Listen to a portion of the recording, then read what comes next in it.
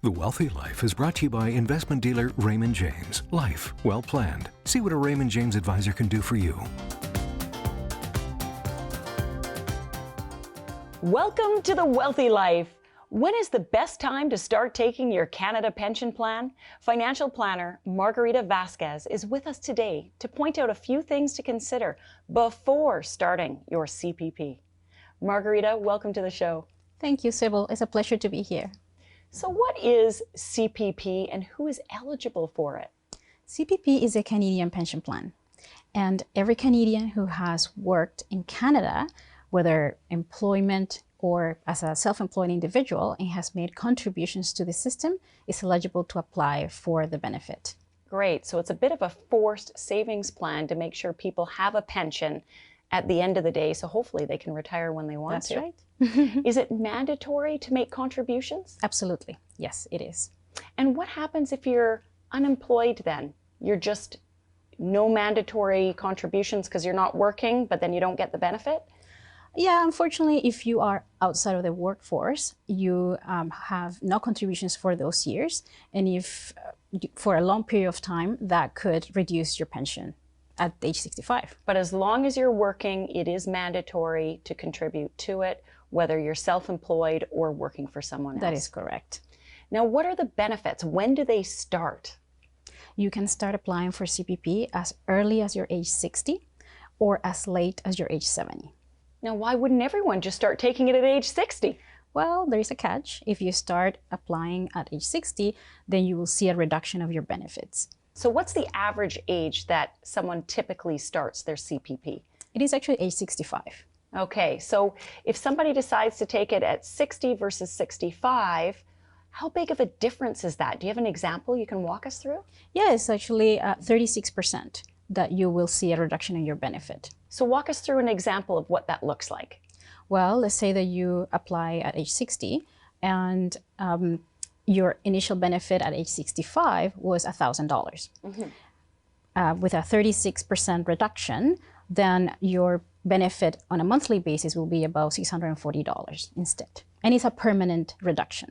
So if you start taking it early, you get less, but at some point in the future, there's going to be a crossover in benefit, something that maybe is called the break-even calculation. At what age, if you live beyond that age, does it make sense to wait? That age is age 74 at present.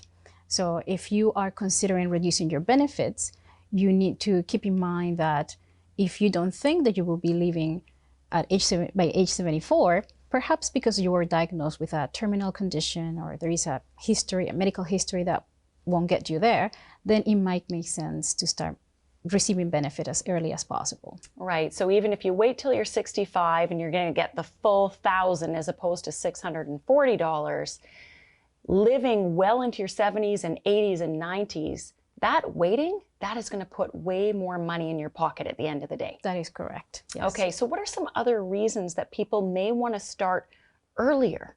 You are younger, more active, you want to enjoy the pension, the money right away. Perhaps you were forced out into retirement, or you really wanted to retire right away. And so keep in mind that this is a lifetime benefit that is indexed to inflation, and taking it earlier will essentially, you're enjoying it a lot longer. Right, and you just don't know what everyone's financial situation is. Some people, right, like you mentioned, if you're forced to retire early and you don't have a lot of other income sources, you might be forced to start taking your CPP earlier. That is correct. But given that people are living longer, generally speaking, as long as you can afford to wait, you are better waiting as long as you can. And the good news is most people are working longer anyways. I think the average age of retirement in Canada is pretty close to age 65. That's right. Yes. So how about the situation where a mom or a dad has taken time off of work, so they're not contributing because they're not working, for the purpose of raising kids? When you are not working, those years, essentially, you are showing zero earnings for a particular year. Ultimately, if you have many years with zero earnings, that will reduce your pension. There is a child rearing provision with the CPP that allows you to carve out up to 7 years of your total pensionable earnings for the calculation of the benefits. And as a result of that, your benefit at age 65 will not be reduced. Oh, that's fantastic. So the program does plan for people to have families and to take up to 7 years off to be at home with the kids and not have a big reduction in your amount. You may not get as much, but there is some type of a credit. What is that called again? The child rearing provision. And do you need to apply for it, or is it automatic?